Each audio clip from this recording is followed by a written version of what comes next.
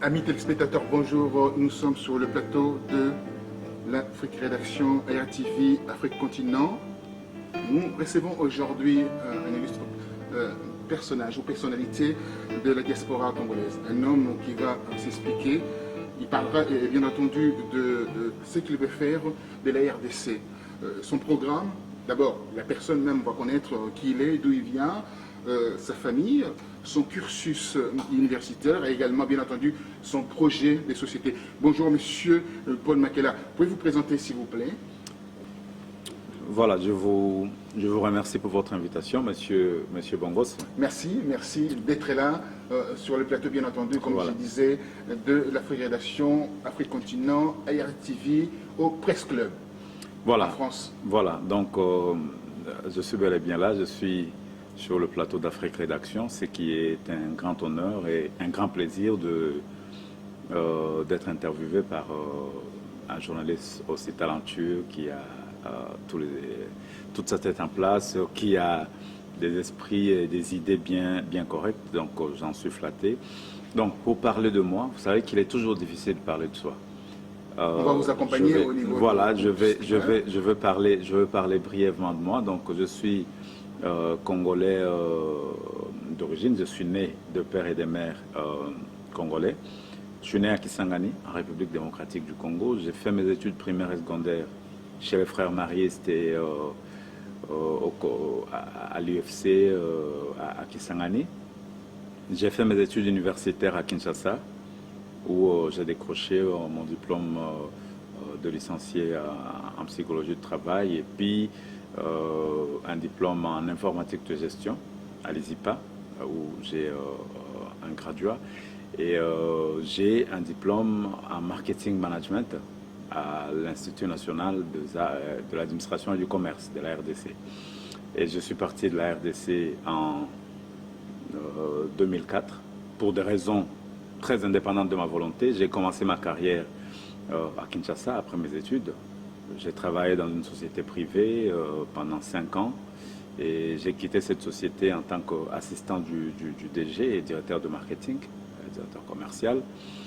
Et j'ai commencé ma carrière politique active en 1998, quand il y a eu la guerre au Congo entre les Rwandais, les Ougandais qui nous ont agressés.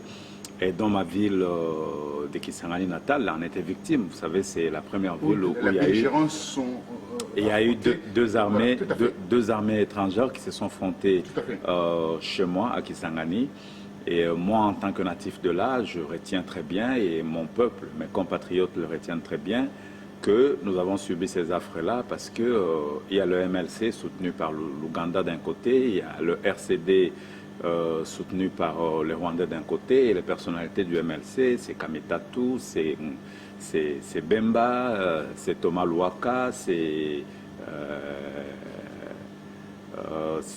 à l'époque Alexis Tambo Mwamba, c'est Lunda Bololo, c'est José Ndundo, ce sont ceux-là qui étaient du MLC qui sont aujourd'hui au pouvoir.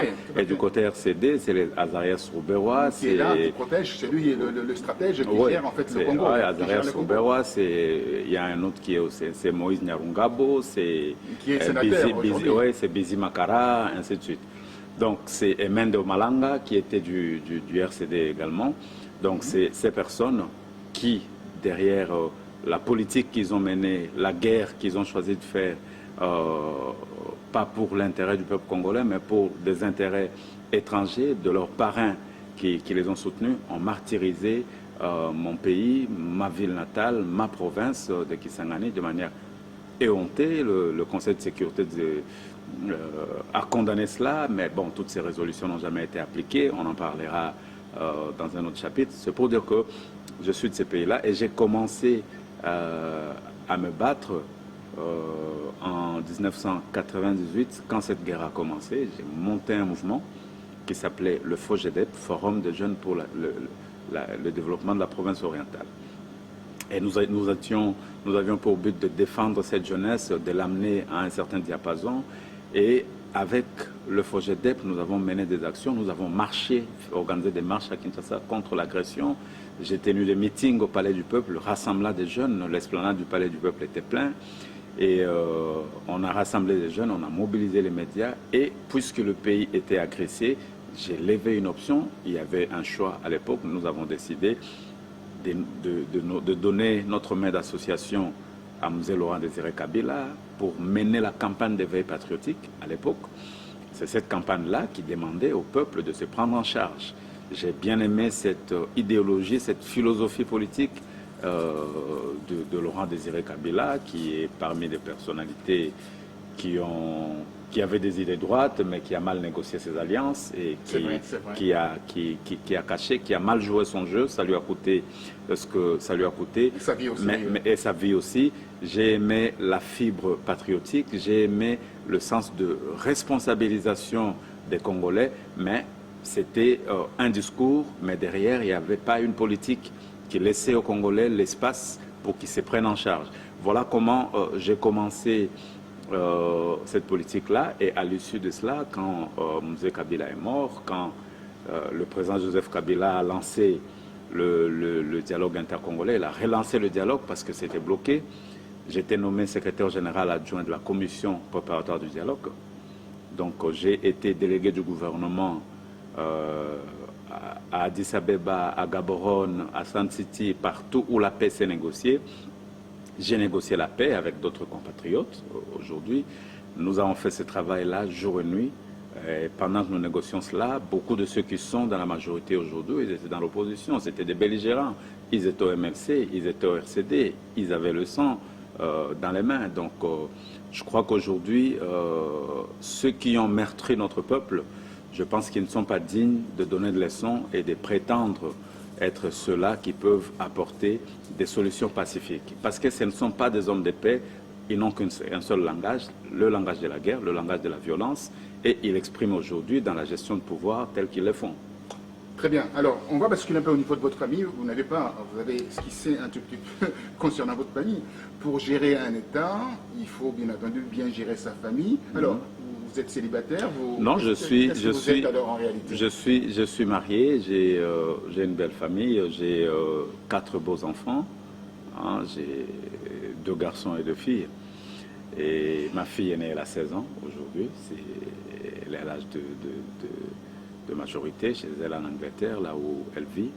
Donc, je gère bien, je concilie bien la vie de famille et le sens de mon engagement. Je sais que 2 fois, c'est un peu dur pour la famille parce que les premières personnes qui payent directement le prix de ce que je fais, ils ont un papa, les enfants ont un papa qui n'est souvent pas là, madame, ainsi de suite, parce que quand on s'engage pour servir une nation, pour défendre une cause, on le fait avec abnégation, on le fait avec amour. Je donne du mien, ma famille donne du sien également. Donc j'ai ma famille qui est là. Donc, et arriver à concilier les deux, c'est ce qu'il faut.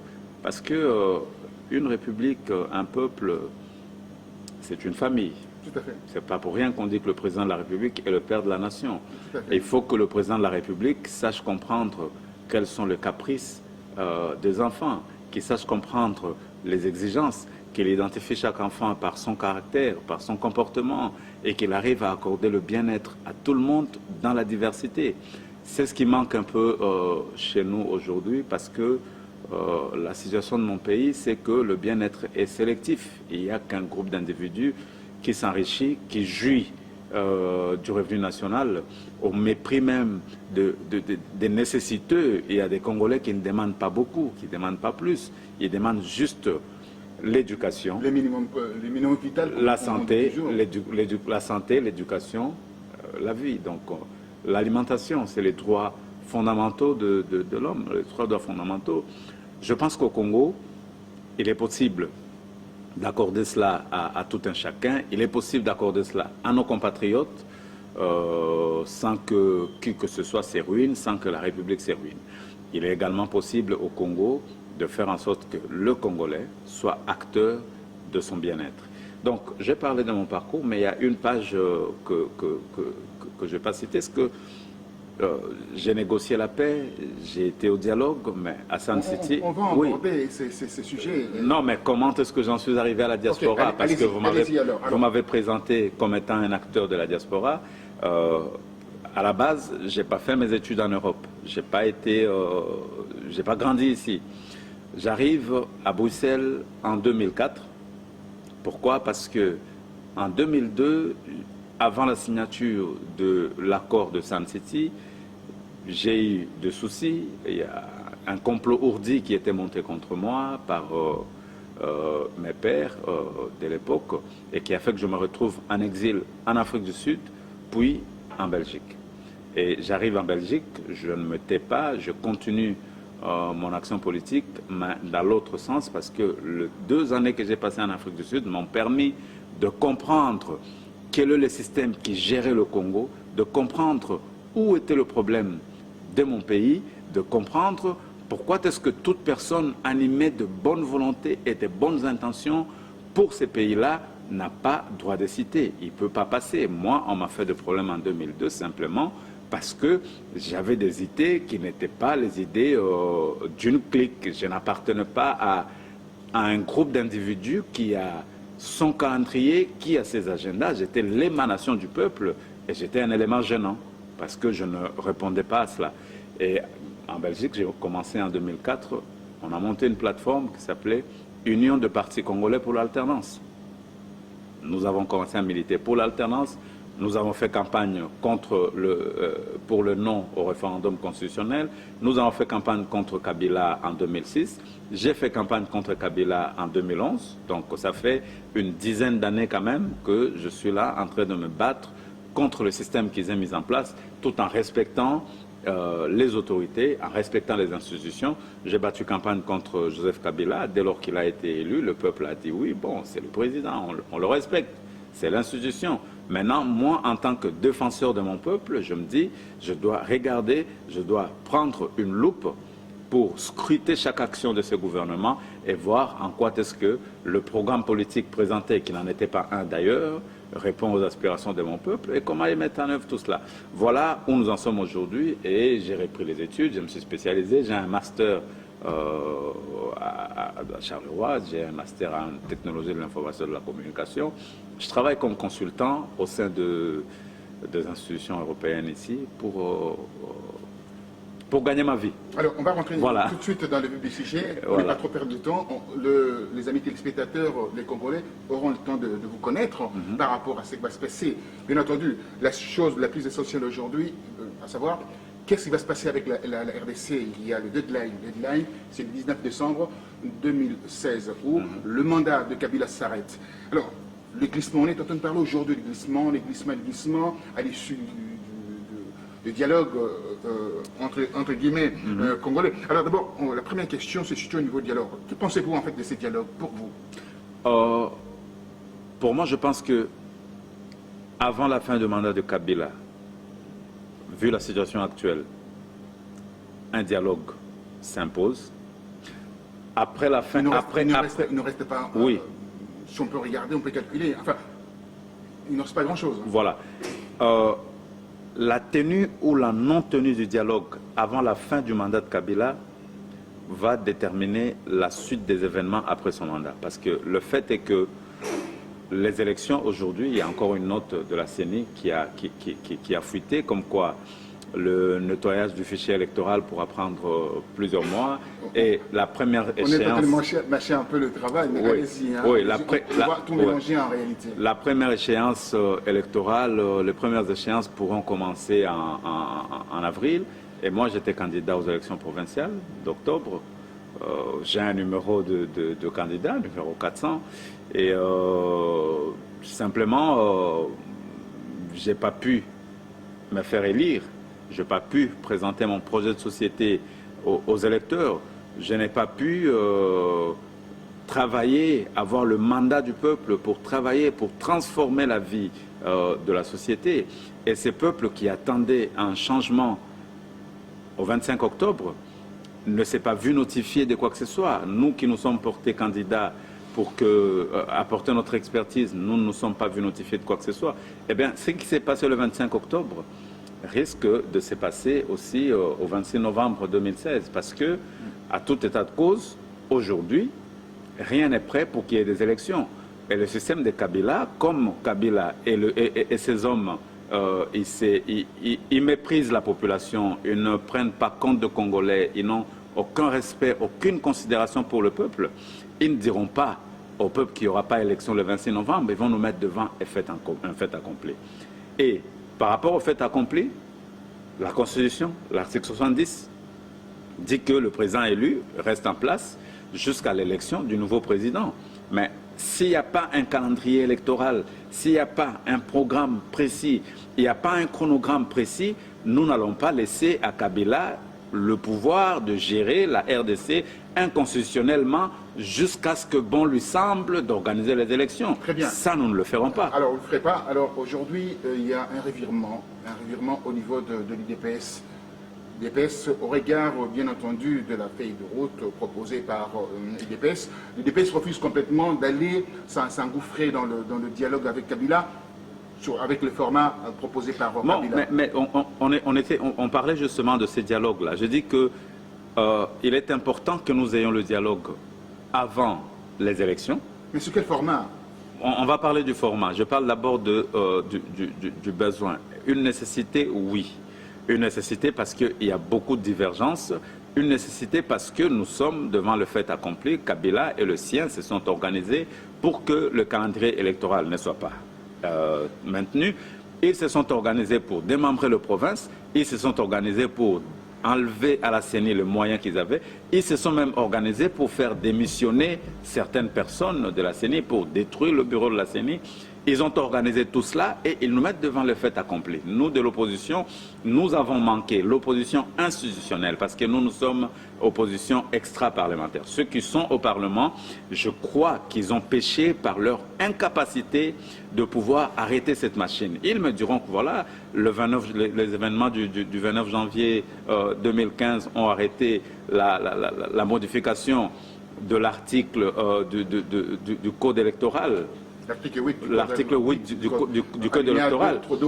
J'ai dit bravo, bravo. Mais je suis contre cette politique. Pourquoi est-ce que je suis contre?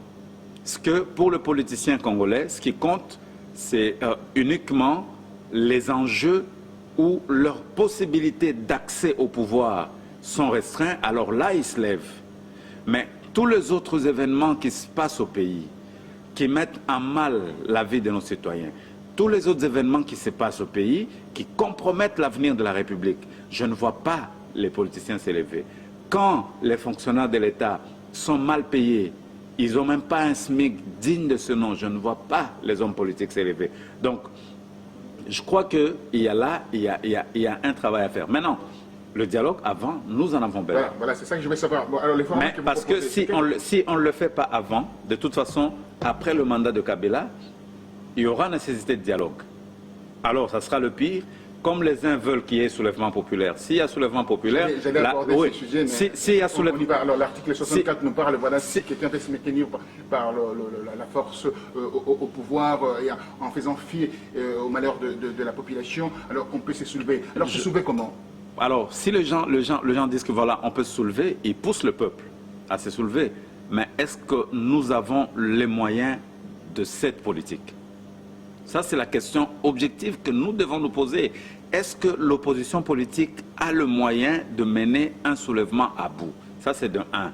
Est-ce que le peuple congolais a la capacité de s'indigner et de tenir un soulèvement? Ça, c'est la deuxième question. Si nous n'avons pas de réponse à ces deux questions, alors je me dis, nous sommes en train d'exposer notre nation à l'éclatement. Il y a eu quelques prémices le 19, 20, 21, 2014 que vous avez vu ce qui s'est passé. Il y a eu quelques prémices et le gouvernement de Kabila est en train de s'équiper. Ils sont en train d'acheter. Vous voyez qu'il y a des renforts militaires au Katanga, comme si on était un pays en guerre.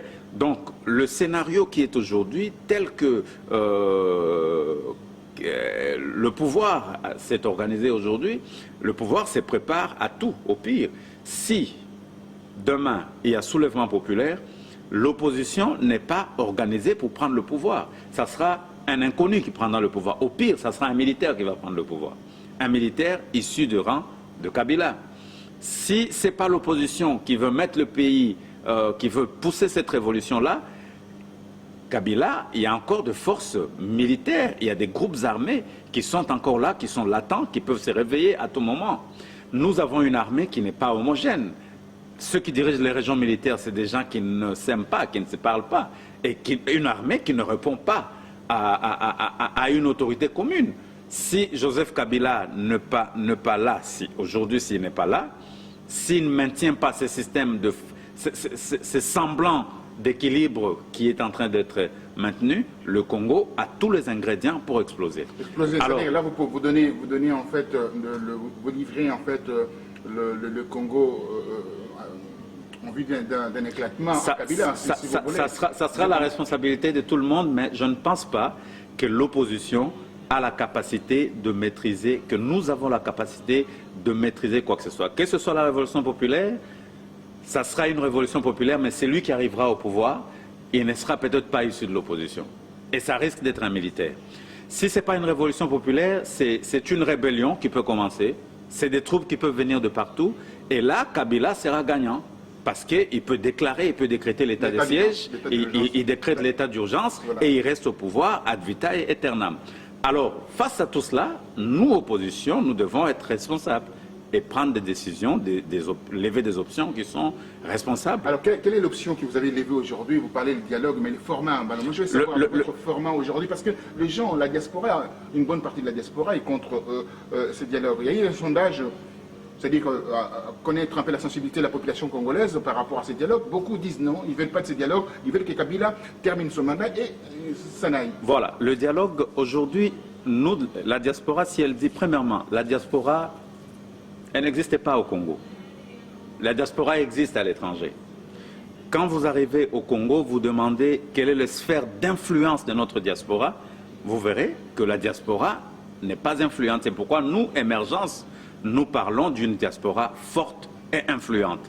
Nous devons travailler pour bâtir cette diaspora influente. Pour que la diaspora soit influente, il faut qu'elle occupe de l'espace politique en RDC. Tant que la diaspora va s'allier à des hommes politiques qui ne sont pas son émanation, ça sera difficile pour la diaspora d'occuper de l'espace. Voilà, maintenant le dialogue, le format du dialogue. Je crois qu'aujourd'hui, Kabila a convoqué le dialogue. Avec son format. Avec son format, qui n'est pas le bon format. Voilà. Je crois que tout doit se faire. L'UDPS a rejeté. L'UDPS a rejeté le format de Kabila. L'opposition radicale, entre guillemets, c'est pas radical, c'est l'opposition tout court pour protéger le Congo. L'opposition ne veut du tout pas entendre parler de ce dialogue. Mais moi, je veux qu'il y ait dialogue. Je veux qu'il y ait dialogue, mais pas au format de l'UDPS, pas au format de Kabila. Le format de l'UDPS, que l'UDPS limite l'opposition à l'UDPS et alliés. Tout à fait. Eux aussi, le problème qu'il y a eu... et le contentieux électoral. Merci, le contentieux qu'il y a en 2011. Voilà. Quand l'UDPS invoque l'accord cadre d'Addis Abeba pour la résolution de ces contentieux, l'accord cadre d'Addis Abeba n'inscrit nulle part le contentieux électoral. Ça n'existait pas, c'est un non-événement. C'est que l'accord cadre dit, c'est que à l'issue de l'accord entre le M23 et le gouvernement, le secrétaire général de l'ONU, des Nations Unies, doit convoquer un dialogue entre toutes les parties congolaises, l'opposition politique, l'opposition armée, pour trouver un consensus sur la gouvernance et régler le problème. Donc on ne parle pas d'un contentieux. Le contentieux électoral de 2011, il n'est pas reconnu comme étant un problème. C'est un problème interne aux Congolais. Alors ça, ce n'est qu'une partie de la réponse. Donc aujourd'hui, je crois que pour trouver des solutions apaisées, pour trouver un consensus, il faut que tous les acteurs soient mis autour d'une table. Il faut que l'opposition, dans sa large majorité, soit associée à ce dialogue, accepte le dialogue. Alors, comment associer l'opposition quand on voit dans l'opposition d'autres qui sont pro-dialogue? une minorité parce que ce qu'on appelle les ventripotents, ils vont pour pouvoir bien entendu se montrer et aller vers le gouvernement d'union nationale qu'on appelle la transition pour sortir de cette transition un gouvernement d'union nationale. Qui pensez-vous de tout cela? En fait, c'est un arrangement très copain pour laisser encore de côté la population. Non, déjà quand on dit que, j'entends ici dans la diaspora, que nous ne pouvons pas négocier avec un pouvoir finissant. Le pouvoir de Kabila n'est pas finissant. Ça, c'est trompé d'analyse. Et je me dis que quand on fait de la politique, on doit évaluer le rapport de force. Quel est le rapport de force qu'il y a de nos adversaires? Je suis d'accord sur le principe. Aujourd'hui, si les élections sont convoquées dans l'état actuel, la majorité, même si la majorité présente un candidat qui a le moindre mérite, ce candidat-là passera président de la République. La majorité va remporter la majorité des sièges, excusez-moi pour la répétition. Ça va de sens, mais oui, c'est pas la tautologie. Voilà, donc la MP va remporter la majorité des sièges. Qu'est-ce qu'il y aura comme conséquence? Ça va empêcher à ce que les Congolais qui ont d'autres idées de gouvernance, parce que cette majorité présidentielle avec Kabila, Matata et toute la bande, tout ça, ils ont montré leurs limites. Ils ont échoué dans la gouvernance. Ils ont échoué sur le plan social, ils ont échoué sur le plan des infrastructures, ils ont échoué sur le plan de l'éducation, ils ont échoué sur le plan de la bonne gouvernance en soi, la transparence, la redistribution des richesses, le développement de la République. Ils n'ont rien fait en 15 ans. Je ne vois pas qu'est-ce qu'ils n'ont pas pu faire en 15 ans, disons 20 ans avec Mouzé aussi, et qu'ils seront en mesure de faire après. Mais seulement, si nous sous-estimons leur force, nous risquons d'aller dans une bataille perdue d'avance. Une bataille perdue d'avance. Alors, il y a quand même une bataille aujourd'hui. Vous avez parlé de l'article 70, vous l'avez élaboré. C'est très bien. Alors, que pensez-vous de tous ces articles-là? Est-ce que vous comptez en fait voir, je mets un peu la charrue avant le bœuf, changer un peu ces articles, graver tout dans le marbre, parce qu'à chaque fois revenir sur la Constitution, c'est quand même extrêmement grave. C'est vrai qu'en France, on a fait évoluer la Constitution moins 27 fois, mais c'est extrêmement grave quand même. Le pays a besoin de réformes profondes. Les réformes que nous, Émergence, nous voulons porter, premièrement, c'est pour replacer le Congolais, l'homme congolais, au centre, en tant qu'acteur voilà, de son développement et de son devenir. Voilà, très bien, très bien. Nous voulons faire une politique qui va s'occuper des vrais problèmes des gens. J'ai dit ici qu'au Congo, on fait descendre les gens dans la rue, on demande au peuple de se manifester, que quand les politiciens sentent que leurs intérêts personnels d'accès au pouvoir sont menacés, alors ils mobilisent la population. Là, Martin Fayoulou, là, non, mais quand je parle à tous ces opposants, à tous ces politiciens qui ne font de la politique il a quand même le mérite de faire ce qu'il fait. Je ne suis pas contre, je félicite ceux qui font quelque chose pour notre pays, mais je crois que quand le peuple a vraiment besoin de nous, politiciens, nous ne sommes pas là. Nous répondons aux abonnés absents. Quand est-ce que le peuple a besoin de nous? Le peuple n'a pas besoin de nous pour qu'on change de président, qu'on change de ministre, qu'on change de bourgmestre, ainsi de suite. Là, c'est nous qui avons besoin du peuple pour qu'il nous donne le suffrage. Le peuple a besoin de nous pour que nous puissions gérer la cité avec des projets concrets et l'aider à atteindre, à réaliser son rêve de bien-être. Alors c'est là que les Congolais, les politiciens congolais sont absents. Ils sont absents parce que quand le peuple est mal payé, le SMIC est en dessous de 100 $, je n'ai jamais vu un seul député placer une motion, faire une interpellation au gouvernement. Quand les fonctionnaires de l'État ne sont pas payés... Ces députés-là sont des députés nommés, donc on ne peut pas parler de ces députés. On peut parler de la force acquise au changement, on peut parler le Front citoyen aujourd'hui. Mais ces députés que vous dites qui sont nommés, l'opposition aujourd'hui a des députés, donc les députés de l'opposition sont nommés aussi. Je me dis qu'en tant qu'un Parlement, ils ont accepté d'être dans cette Assemblée nationale. Ils sont tous tributaires de ce qui se passe dans cette Assemblée nationale. L'Assemblée nationale n'a été à mesure de défendre le peuple aucune fois. Même quand il y a des morts à Beni, quand il y a des morts, il y a des massacres, aucune fois, même le président Aubin Mina, qu'on n'a jamais demandé qu'on garde une minute de silence en mémoire de nos frères qui tombent à l'Est. même quand il y a des événements graves. Et plus grave encore, Joseph Kabila, plus grave encore. Ils ont une maladresse avec les attentats de Paris. Oui, avec les attentats de Paris, ils ont envoyé des condoléances. Mais nulle part, je n'ai vu Joseph Kabila dire que voilà, mes chers compatriotes, aujourd'hui, il y a tel village qui a été attaqué. Moi, président de la République, je ne suis pas d'accord avec ça, nos compatriotes, et prendre des mesures. Alors, vous dites qu'il est complice en fait de tout ce qui se passe dans l'Est de la RDC. Je ne dis pas qu'il est complice, mais je suis choqué par son insouciance. L'insouciance par rapport à ce que vit le peuple au quotidien. L'insouciance par rapport à un peuple qui n'a pas accès aux soins de santé. L'insouciance par rapport à un peuple... C'est quoi l'État? C'est quoi la police? C'est quoi l'armée? C'est garantir aux citoyens leur sécurité. La sécurité de personnes et de leurs biens. Combien de nos compatriotes ont perdu leurs biens à cause de tous ces affres? Combien de nos compatriotes ont perdu de biens parce qu'il y a des koulouna à Kinshasa? Combien de vies ont été menacées à Kinshasa?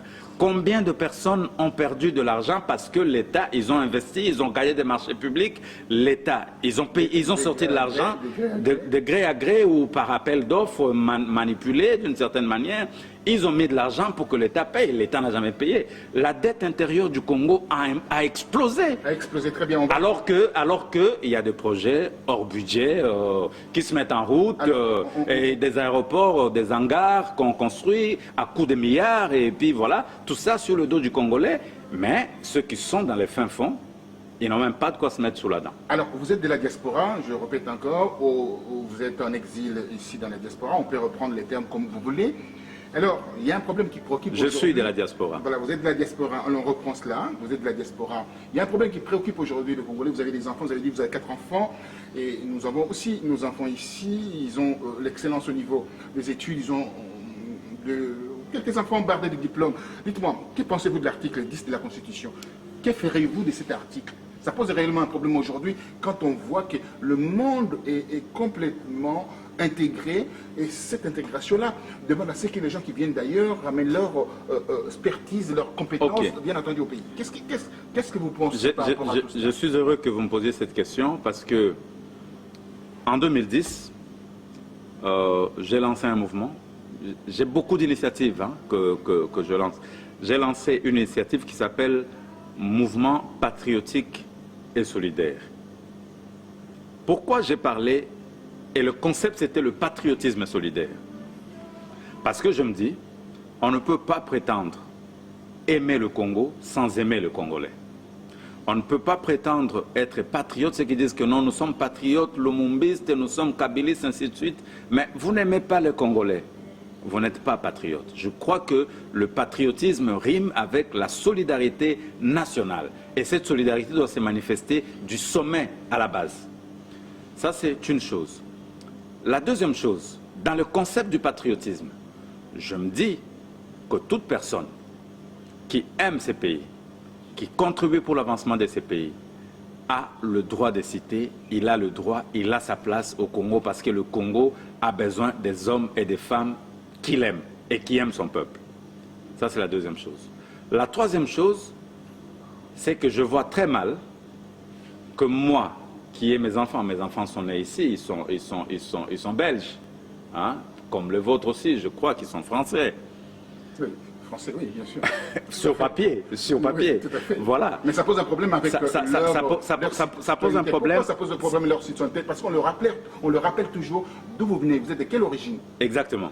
En fait, nous qui sommes dans la diaspora ici, j'ai parlé de l'appui aux initiatives privées, j'ai parlé de la promotion de l'entrepreneuriat qui est parmi nos axes, j'ai parlé de la promotion de l'artisanat.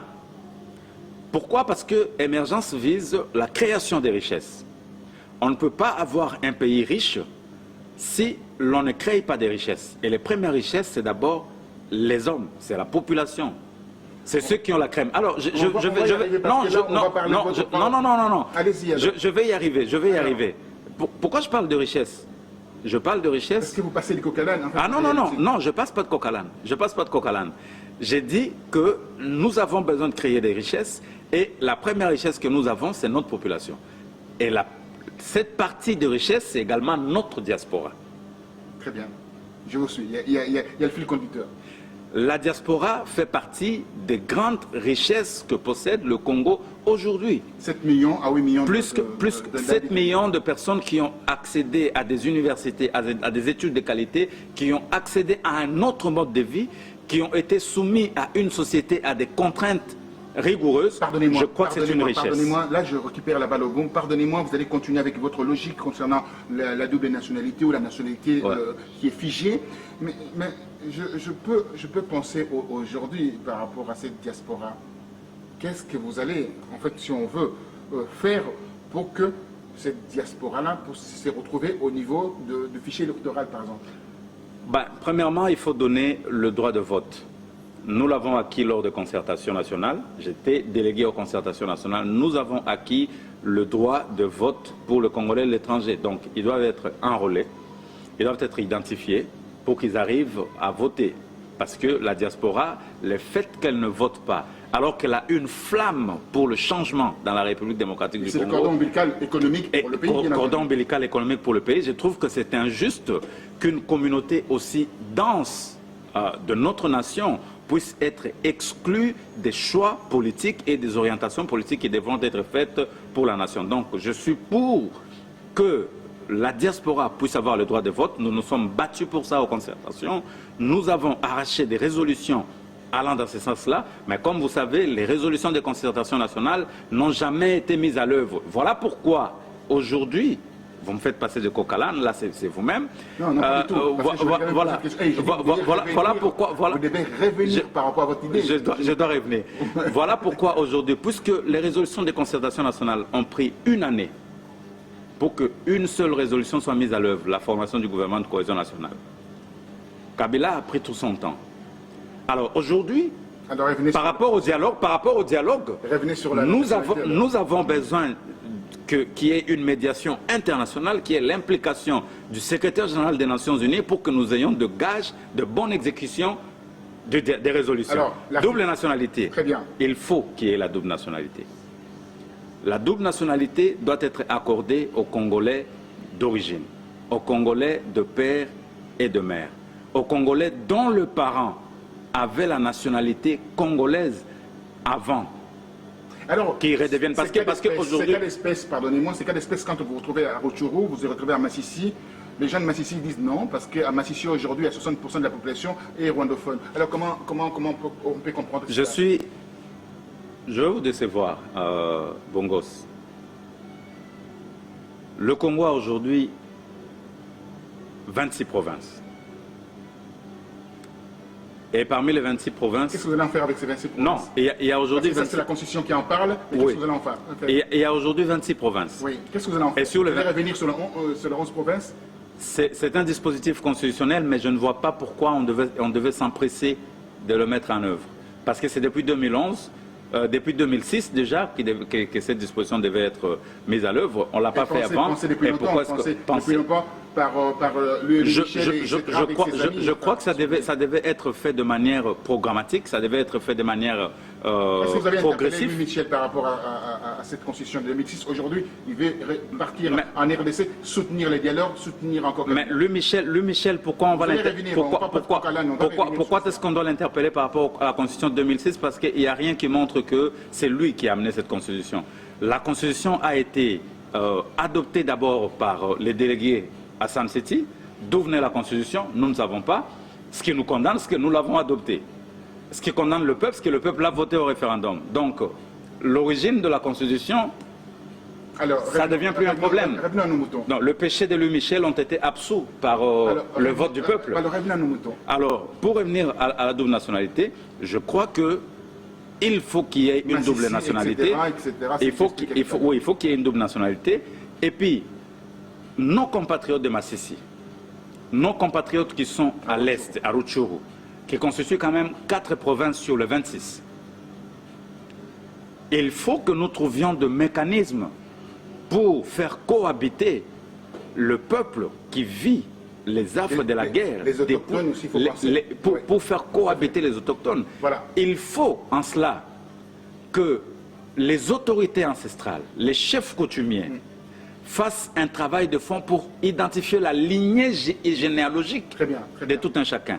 Donc, la double nationalité pourra être accordée par principe, mais il faut que dans le texte qui sera présenté pour accorder la nationalité aux Congolais d'origine, l'article 10 dit que ça sera accordé aux Congolais dont le parent habitait les territoires de la RDC. Je sais que dans la commission administrative et politique de Saint-Titi, c'était un grand débat, j'étais là. Parce que... Vous avez passé votre temps à faire le magasin d'ailleurs, à faire des emplettes. Non, moi j'ai travaillé. Ce qui a été fait. Non, le travail qui a été fait, aujourd'hui, s'il y a une constitution, c'est Saint-Titi qui a pondu cela. Aujourd'hui est renvoyée aux orties. Si Kabila peut... La constitution aujourd'hui est renvoyée aux orties à cause de vous parce que vous l'avez boutiquée d'une façon... délibéré. Non, on ne l'a pas boutiqué d'une façon délibérée. Comprenez que le contexte de Saint-Titi, c'était un contexte de guerre. Vous savez, la technique de guerre, c'est fight and talk. Les Rwandais, quand vous êtes en négociation, pendant que vous négociez des articles clés, ils reprennent des villages, ils reprennent des villes, ils massacrent. Vous êtes en négociation le matin, à 22 h, vous êtes au dîner, on vous dit que voilà, il y a telle ville qui vient de tomber. Nous avons négocié sous pression. Parce que c'est chaque jour que nos compatriotes étaient morts. À la va-vite. C'était un peu à la va-vite. Très bien. Tout le monde est d'accord qu'on doit revoir cette constitution. C'était un peu, il y a des dispositions qui doivent être revues. C'était un peu à la va-vite parce qu'il y avait la pression et Kabila avait besoin de prouver qu'il a ramené la paix. Les belligérants, ils en avaient marre. Ils en avaient marre. Le MLC, le RCD, ils en avaient marre de la bourse. Ils voulaient arriver à Kinshasa. J'ai des amis qui m'ont dit, on en a marre du maquis, on doit revenir à Kinshasa. Et il faut trouver des compromis, il faut faire des concessions, ainsi de suite. Ça, c'est... Les concessions, on a trouvé. On a attribué des nationalités congolaises à des gens qui venaient d'ailleurs.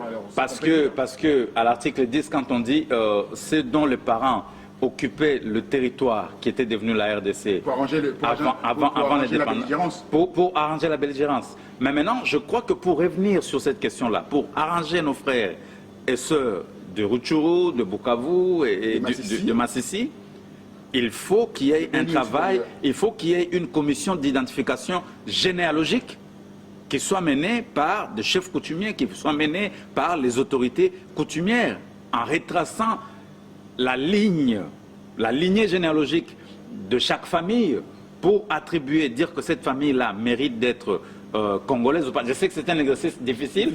C'est face à la complexité de cet exercice-là qu'à Saint-Titi, nous avons résolu que l'article 10 stipule que toutes les personnes dont les ancêtres se trouvaient sur le territoire de ce qu'est devenu la République démocratique du Congo après l'indépendance, avant l'indépendance, ceux-là ont droit à la nationalité congolaise. Mais l'alinéa qu'il faut aménager aussi, c'est de dire que la nationalité congolaise est nulle et une est indivisible et elle ne peut être détenue concurremment avec une autre.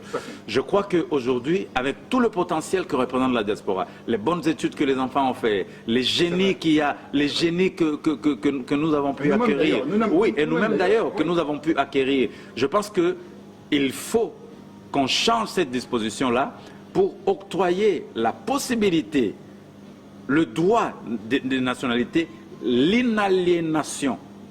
Que la nationalité primaire soit inaliénable.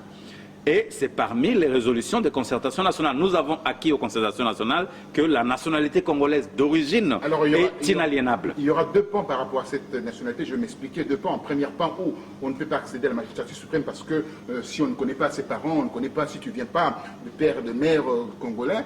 Donc par définition, vous ne pouvez pas avoir bien entendu l'accès à la magistrature suprême. Donc aujourd'hui, sur deux vitesses. Oui, non, mais la loi ne peut jamais être faite sur des vitesses. La loi doit être opposable à tous. Donc il faut que nous trouvions de mécanismes, que nous trouvions une élaboration consensuelle de cet article de loi pour que cela puisse aménager les uns et les autres. Par exemple, aujourd'hui, quand on dit qu'on ne peut pas accéder à la magistrature suprême si on n'est pas de père et de mère congolais, ce n'est pas écrit dans le texte, ce n'est pas dans la Constitution.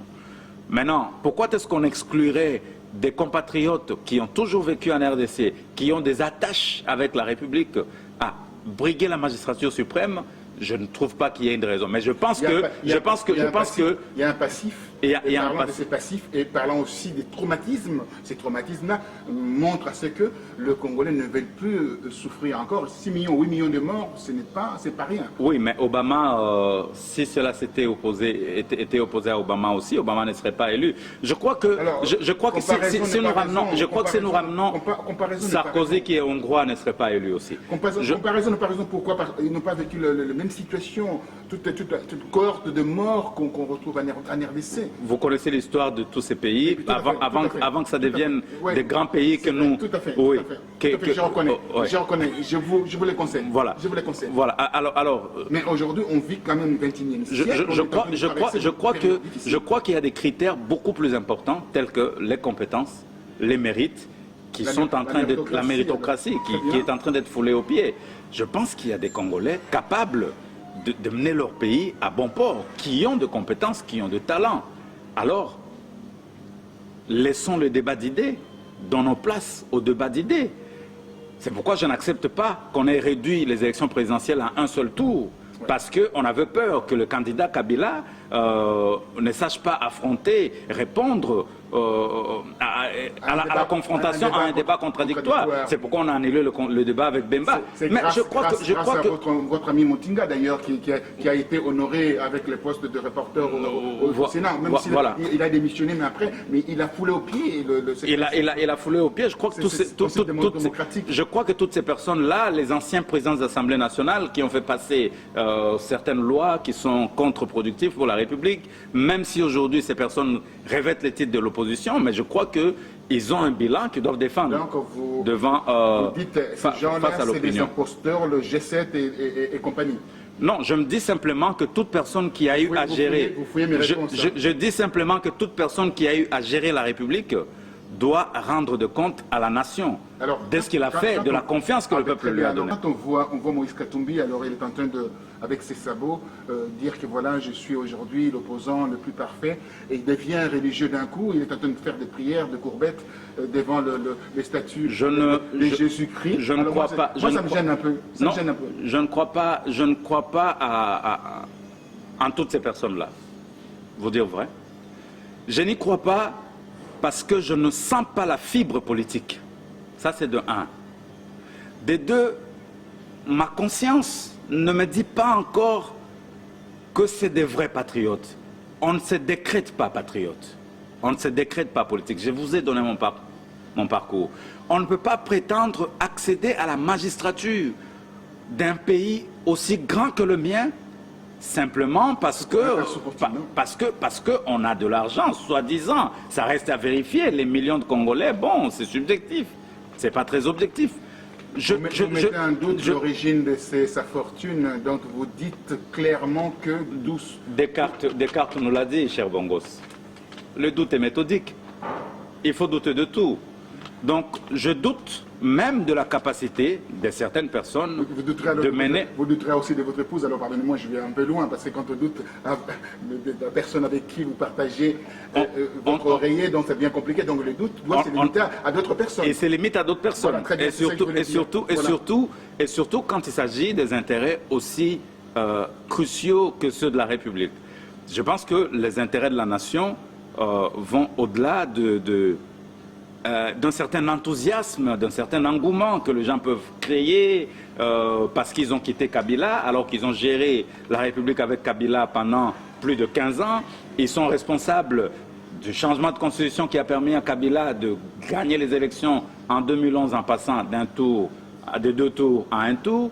Ils sont responsables de la mauvaise gestion parce que j'étais au Katanga, je n'ai rien vu, je l'ai dit, quand j'étais... Je suis d'accord avec vous, les analystes ont fait un travail quand j'étais à Kisangani... Il y a quelque chose, c'est de la poudre aux yeux. Quand je suis allé rencontrer ma base à Kisangani, je leur ai dit, quand les gens vantent que le Katanga, on en a fait presque Paris ou quoi, j'ai dit, mais attendez, il y a quelque chose qui ne va pas. Il n'y a rien, le peuple vit croupi dans la misère.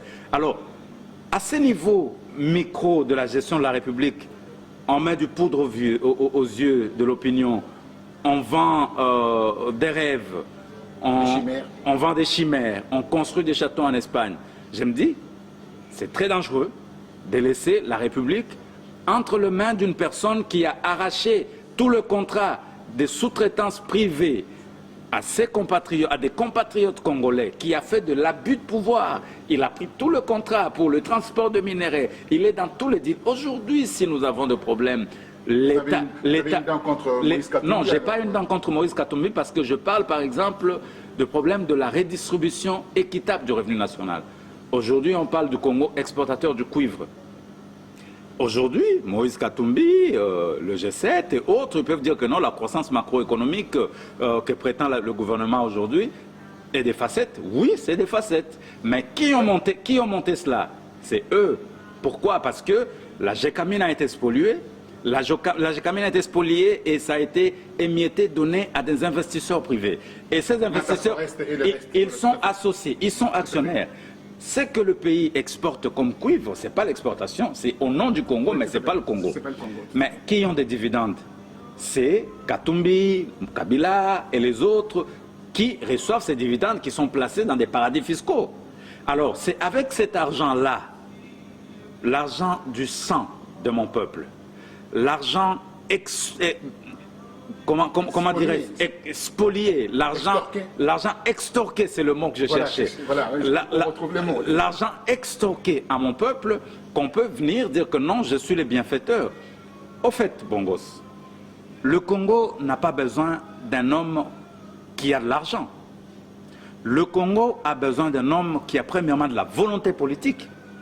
Le Congo a besoin d'un homme qui a la capacité de changer de choses. Le Congo a besoin d'un homme qui va apporter, qui va mettre en place une politique nouvelle, qui n'est pas la politique des années 60. C'est quoi la politique des années 60? Ce que, à la veille de l'indépendance, tous les Congolais disaient, notre pays est occupé, que le colon parte, qu'il parte, nous voulons l'indépendance tout de suite. Ils ont oublié qu'il fallait tenir une table ronde économique pour voir quelles étaient les retombées économiques de l'indépendance, comment ça devait être négocié. Faire l'état des lieux, d'ailleurs, faire l'état des lieux de ce qui s'est passé. Voilà, tout à fait, oui. La politique des années 60, c'est la politique où on veut accéder à au pouvoir, que le blanc saute de là et que je m'y mette. Je m'en fous de tout le reste, dès que je suis chef, c'est bon pour moi et pour ma famille. Cette politique-là n'est pas la bonne politique. La deuxième partie de cette politique, c'est la politique où l'on promet monts et merveilles au peuple sans avoir de moyens pour le faire, sans avoir même des idées pour le faire. La politique où les gens se disent que nous construirons des écoles, nous construirons des hôpitaux, mais les caisses de l'État sont vides. Avec quoi vous allez les construire? La politique de l'émergence, qui est la politique, là, vous rentrez dans votre action. La politique du temps moderne. Oui, vous allez rentrer dans votre La action, politique qui tient compte des enjeux géographiques, des enjeux géopolitiques, des enjeux de la mondialisation. C'est une politique qui donne à chacun une place pour créer des richesses et pour jouir de ces richesses-là. Très bien. Jouir de ces richesses. Alors, on va parler de deuxième, enfin, on va faire la deuxième partie. Je reviens encore au niveau de ces facilitateurs qui est venu, pardonnez-moi, Eden Kodjo.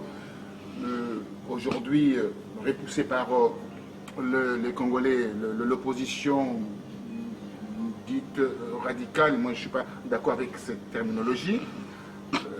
Les uns et les autres demandent à ce qu'il y ait un bon médiateur, comme par exemple le secrétaire général des Nations Unies, comme vous venez de le dire tout à l'heure. Okay. Dites-moi, la meilleure solution c'est quoi? Alors, la meilleure solution, c'est que Émergence, dans sa déclaration du 26 février 2015, dans notre déclaration politique du 26 février 2015, nous avons proposé, nous, la piste de la médiation africaine, qui est le juste milieu entre la médiation congolaise que voulait Kabila, la médiation internationale que voulait Tshisekedi. Ben, nous avons dit la médiation africaine. Et quand Edem Kodjo était nommé, oui, nous avons félicité, Émergence a félicité la venue d'Edem Kodjo. Il n'a pas fait grand-chose au Burundi et dans son pays. Ok, nous avons félicité parce que ça répondait à nos attentes. Maintenant qu'est-ce qui se passe?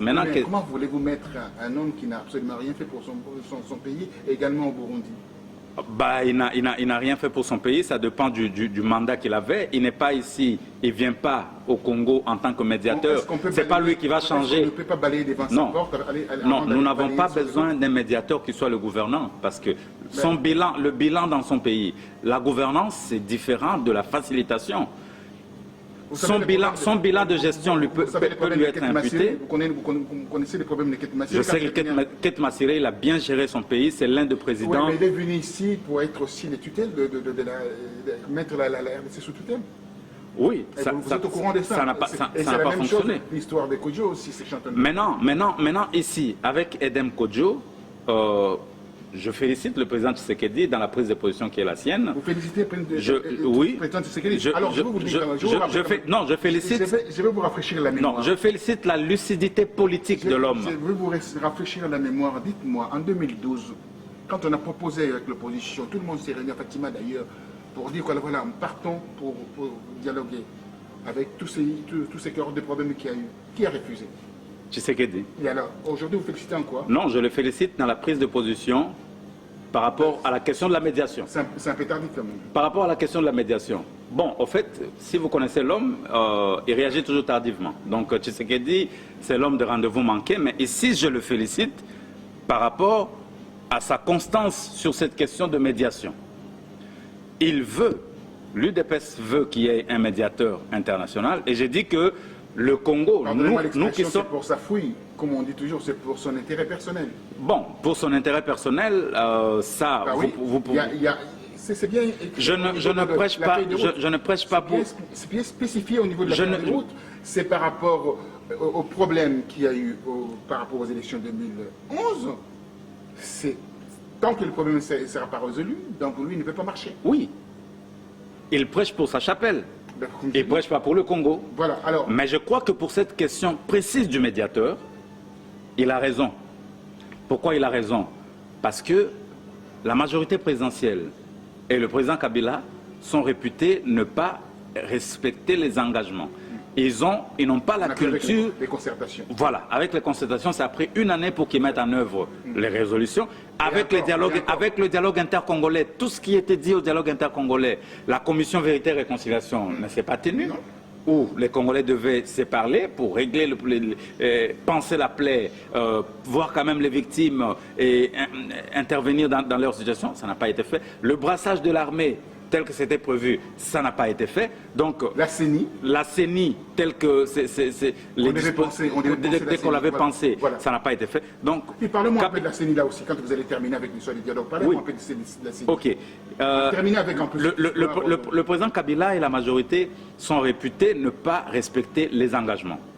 Alors, face à des partenaires qui ne respectent rien, même pas le peuple qu'ils prétendent diriger, parce qu'ils ne dirigent pas, ils ne respectent pas ces gens, ils ne respectent pas les engagements. Il faut avoir des mesures de contrôle. Il faut avoir des dispositions contraignantes. Il faut qu'il y ait une puissance au-dessus de tous. Alors, lesquels vous voulez comme médiateur? Qui voulez-vous comme médiateur? Bon, c'est au secrétaire général des Nations Unies de choisir un homme. Une personnalité telle que Kofi Annan, ça sera quelqu'un quand même de capable qui peut faire quelque chose. Au pays, il a montré. Alors, la CENI, qu'est-ce qu'on peut faire aujourd'hui au niveau de la CENI? Il faut dissoudre. Voilà. Il faut dissoudre. La CENI, il faut la dissoudre parce que la CENI aujourd'hui, elle est pro-majorité. Le président de la CENI est de la majorité. Les questeurs est de la majorité. Les membres de partis politiques d'opposition, d'ailleurs le parti politique qui refuse le dialogue aujourd'hui, qui disent que la CENI a le cadre tripartite, ils prêchent pour leur chapelle parce que cette CENI-là a leurs représentants. Mais nous, Émergence, et tant d'autres partis politiques d'opposition qui sont extra-parlementaires, qui ne sont pas représentés, cette CENI ne va pas se battre pour eux. Donc, quand ils parlent de l'alternance 2016, c'est pour que eux et le leur accèdent au pouvoir. C'est pour que les ambitions des autres Congolais soient étouffées. Et nous ne sommes pas pour cette CENI. Vous proposez la dissolution? Nous proposons la dissolution de la CENI qui est une CENI consensuelle où nous aurons des gages. Issus d'un dialogue? Ben, il faut le dialogue.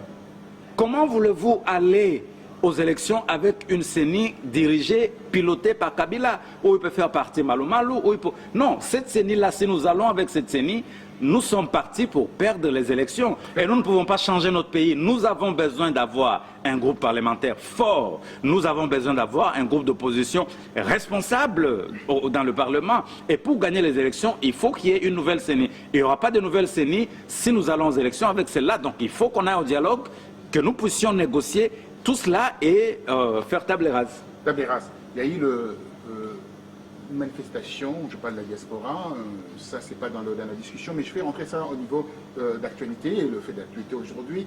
Il y a eu une manifestation de la diaspora, des Congolais, des Ivoiriens, à la CPI, pour dire à la CPI, nous ne voulons pas votre mainmise sur l'Afrique, vous condamnez que le président africain ou les autorités africaines. Que pensez-vous en fait de l'initiative qu'il y a eu je crois que toute initiative qui sera prise pour combattre le néocolonialisme, cette nouvelle forme de colonisation qui... On réclame la sortie, la libération de Jean-Pierre Mbemba, de Babou et Blé Goudé. Voilà.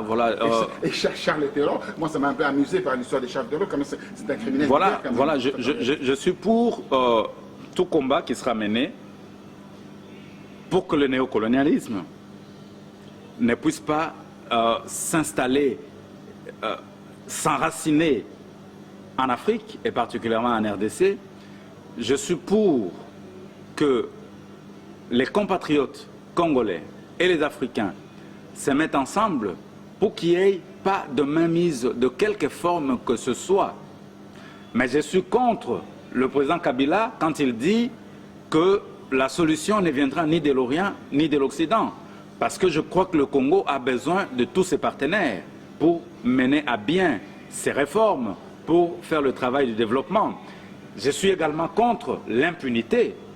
Je suis contre les hommes et les femmes qui ont commis des crimes, qui sont accusés de crimes à tort ou à raison, tant que la justice n'est pas faite pour déclarer l'irresponsabilité, que ces personnes ne sont pas responsables de faits qui leur sont reprochés. Je pense qu'il faut que la justice soit faite, mais cette justice-là, elle peut aussi être faite au pays. Mais qu'est-ce qui se passe dans nos pays? Par exemple, en RDC, la justice n'est pas libre, la justice n'est pas indépendante. Quand il y a un opposant en prison, c'est pour qu'il courpisse en prison. Alors, que pensez-vous de la justice? Voilà. On a préconisé par rapport à quelques leaders politiques internationaux, ils disaient qu'il faut un tribunal mixte en RDC. Un tribunal mixte, c'est-à-dire on prend le magistrat qui viendra d'ailleurs, de l'Occident ou de l'Afrique. Pour juger de cas de crime qui touchent cette histoire de ces pays, etc. Pour juger des cas de crimes extrêmes qui frisent même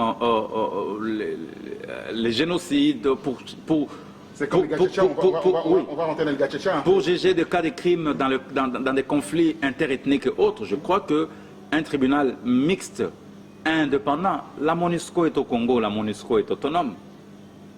Elle est gérée, soi-disant, elle est gérée par le secrétaire général des Nations Unies qui a un envoyé spécial. Mais vous savez que la politique, c'est un monde d'intérêts. Quand la MONUSCO représente les intérêts de ceux qui le financent, il y a lieu que les choses ne se passent pas de manière aussi juste, aussi équilibré qu'on le croit. Donc, ici, je parle politique. La politique, c'est un jeu d'intérêts. L'intérêt entre des partenaires, l'intérêt entre les nations, l'intérêt entre les forces en présence, l'intérêt du peuple qui est géré par des partis, c'est un monde d'intérêts. Alors, vous êtes un homme politique et vous parlez bien, vous êtes prolixe, ça c'est très bien, vous maniez bien la langue de Voltaire, ça c'est bien, on voit que vous êtes de la diaspora. Merci beaucoup. Mais dites-moi, il y a eu la proposition de Vital Kamerhe que j'ai reçue ici aussi au Presse Club, dira on veut réserver un statut particulier aux anciens présidents de la République. Que pensez-vous? C'est l'impunité? C'est normal. C'est normal, même en France, les anciens présidents de la République, ils gardent quand même un rang protocolaire. Ils ont du personnel à charge de l'État, ils ont une voiture de l'État, ils ont 2 gardes du corps, ils ont des émoluments. Au niveau de l'impunité, je parle. Non, je pense que accorder un statut particulier aux anciens chefs de l'État, c'est leur garder un rang protocolaire, un traitement digne des fonctions qu'ils ont occupées. Mais je crois que c'est une erreur qu'on décrète l'impunité, qu'on décrète que le chef d'État ne peut pas rendre compte de leur gestion de l'État. Ça, si nous le faisons, nous ouvrons la boîte à Pandore, nous ouvrons la voie vers l'impunité, les gens vont gérer la République comme le Far West, et après ils disent que de toute façon, il y a un statut qui nous protège. Non, je suis pour que le rang protocolaire, que des honneurs, que les émoluments soient attribués. Je suis pour qu'ils deviennent sénateurs, comme la Constitution l'a dit, comme la Constitution l'a dit.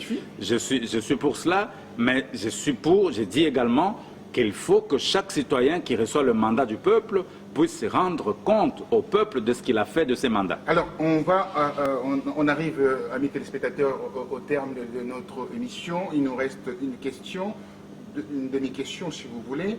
Et la question est la suivante. Aujourd'hui, on parle de Boko Haram vers l'ouest de l'Afrique.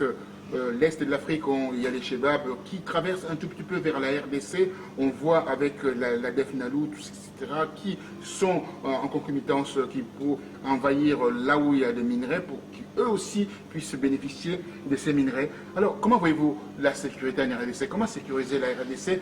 Ça, c'est le travail d'un homme politique qui va nous présenter. Et en même temps, pour terminer, vous allez glisser, pour faire un jeu de mots d'ailleurs, au niveau de votre programme. OK. Et là, ce sera le monde de la L'enjeu de la gouvernance en RDC... En regardant bien entendu aussi la caméra voilà. Pour s'adresser aux amis téléspectateurs. L'enjeu sécuritaire en RDC, vous savez que nous avons 9 pays frontaliers. Nous partageons nos frontières avec 9 pays. L'instabilité de la RDC implique l'instabilité de nos 9 voisins et l'instabilité de la sous-région. Donc aujourd'hui, pour gérer, pour garantir la sécurité de la RDC, il faut qu'il y ait des accords avec les voisins de la RDC et la sous-région. Parce que l'instabilité du Congo, c'est l'instabilité de l'ensemble de la sous-région. C'est l'instabilité des pays voisins. Je pense que la souveraineté de la RDC, c'est quelque chose d'inaliénable. Je crois aussi que le territoire de la RDC ne doit pas être violé. Aucun centimètre carré de notre territoire ne peut être cédé pour quelque raison que ce soit. La responsabilité d'un chef d'État, c'est de veiller sur la sécurité des personnes et de leurs biens, veiller sur l'intégrité du territoire. Un seul centimètre carré du territoire perdu décrédibilise le chef de l'État, c'est une trahison. Un chef qui ne protège pas son peuple, qui ne protège pas son territoire, a trahi la République. Ça, c'est le premier principe. Maintenant, comment arriver à allier souveraineté nationale, sûreté et sécurité sous-régionale? C'est par des accords qui doivent être passés avec les autres pays. Les accords de libre-échange, les accords commerciaux, les partenariats qui doivent être faits entre nos pays en termes militaires, parce qu'il y a des pays qui ont des partenariats militaires pour la sauvegarde de leurs frontières communes. Comment est-ce que nous devons développer le partenariat pour dire à nos voisins que nous surveillons nos frontières en commun et que nous, Congo, nous sommes souverains, autant que le Rwanda est souverain, autant que l'Angola est souveraine aussi, et tous nos voisins, l'Ouganda, le Burundi et autres. Là, je crois qu'il y a lieu de négocier sur le plan international. Mais sur le plan national, nous devons bâtir une armée véritablement républicaine. C'est ce que j'attendais. Et un service de police dévoué, un service de police impartial, un service de police qui est réellement à la disposition du peuple. Parce que vous le savez, pour terminer, vous allez continuer, parce qu'aujourd'hui, les Nations Unies ont accusé le casque bleu de la RDC d'avoir commis des crimes sexuels en Centrafrique. Voilà, continuez. Ça veut simplement dire que nous n'avons pas une armée digne de ce nom. Nous n'avons pas une armée régulière, et moins encore une armée républicaine. Quand tu vas au Palais de la Nation, tu vas rencontrer le directeur de cabinet du chef de l'État, tu vas demander audience auprès d'un conseiller, auprès du chef de l'État.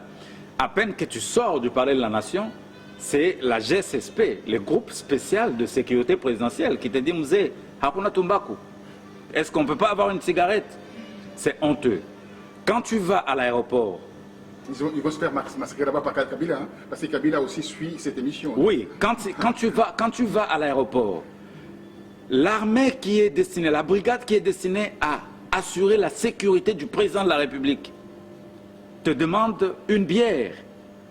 Mais cette armée peut faire tuer le président à tout moment.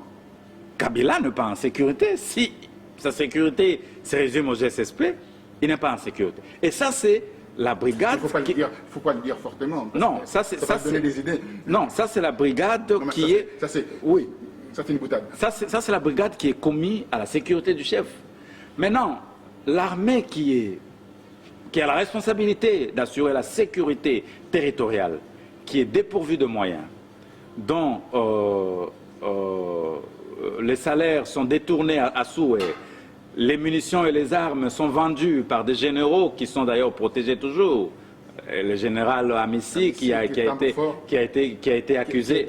Pas accusé, il y a un rapport qui définit clairement que cet homme a participé, qui vend des armes. C'est les Nations Unies qui ont relevé cette affaire. Alors, je crois que pour avoir une armée républicaine, il faut déjà commencer par restructurer l'élite de l'armée.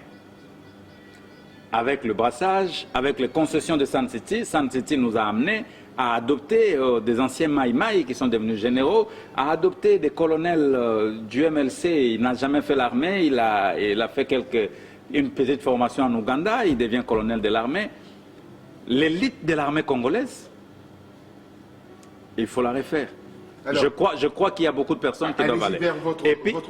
Et puis les hommes des troupes, il faut les refaire. Nous avons besoin d'une armée véritablement. Alors, maintenant, le programme de l'émergence.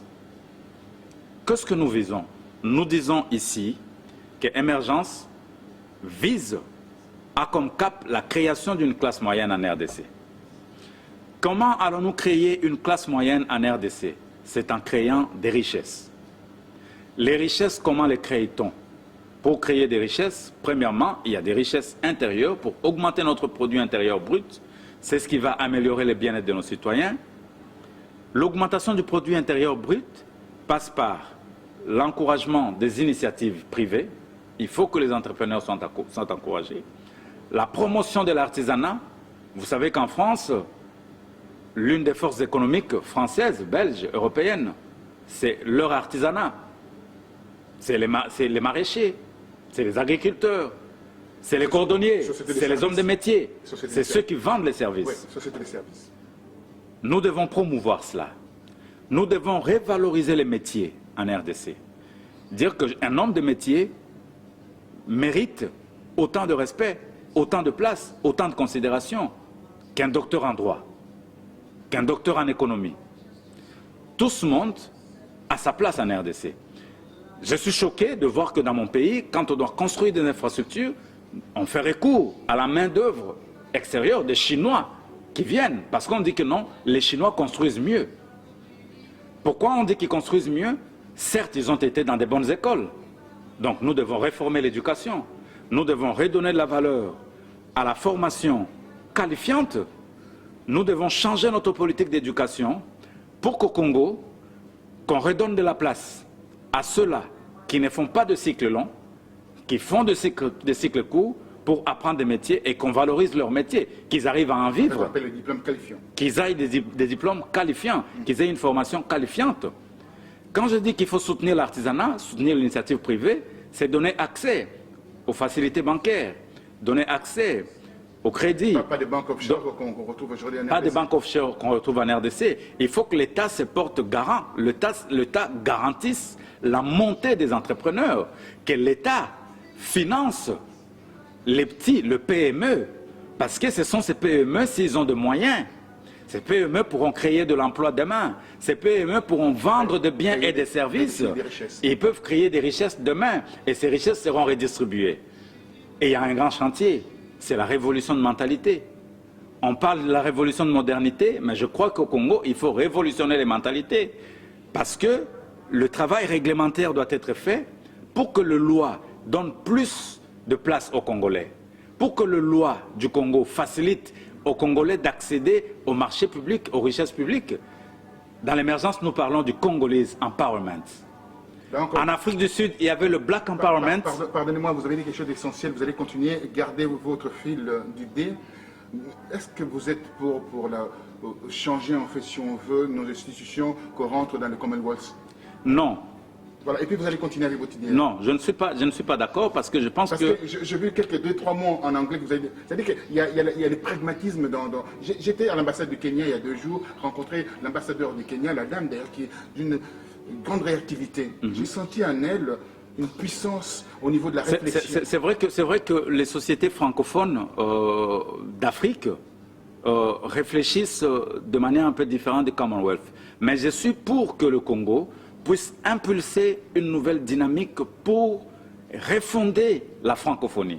Nous appartenons à une grande communauté qui est la francophonie. Mais aujourd'hui, je crois que le rôle de la francophonie doit être revu pour que ce soit un organe qui accompagne réellement le peuple de ces pays-là vers son épanouissement, vers le développement et qui ait plus de défense des droits et libertés individuelles de ses citoyens. C'est pour cela d'ailleurs, il y a le rapport, je tiens à rappeler aux amis téléspectateurs, il y a le rapport Jacques Attali qui parle de la francophonie et la francophilie, et pour corriger en fait les erreurs de la France par rapport à ces États, les États africains, les 15 États francophones de l'Afrique. Je suis pour que le Congo occupe une place centrale, une place de choix dans toutes les organisations régionales, sous-régionales, à laquelle il appartient, que ce grand pays qui est le poumon de l'Afrique puisse évidemment donner du souffle au reste de l'Afrique.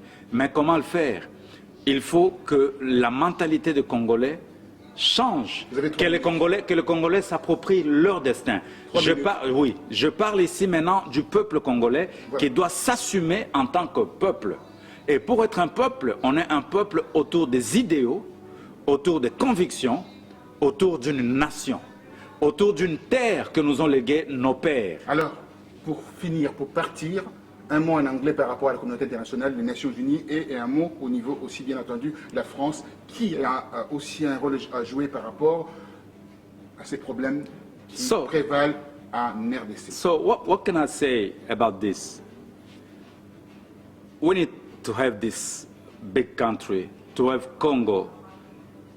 Being in the heart of Africa, it has to be also the heart of the African development, the African empowerment, the African economy. We need a strong Congo for the future.